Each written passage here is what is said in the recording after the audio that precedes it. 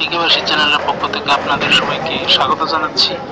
আজকে আরেকটা নতুন ভিডিও নিয়ে হাজির হলাম। সেটা হচ্ছে আমি এলএনটি কোম্পানির ইন্টারভিউ দিছি, সেটা কিভাবে দিলাম সেটাই শেয়ার করবো আপনাদের সাথে।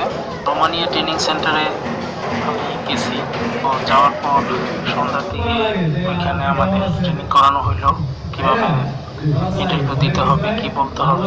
অনেক মানুষ আমাদের সাথে ছিল। 3টার দিকে আমি ওখানে উপস্থিত ছিলাম। আমাদের হালকা পাতলা ট্রেনিং দেওয়ানোর ব্যবস্থা করে দিয়েছিল একজন মাস্টার দিয়ে।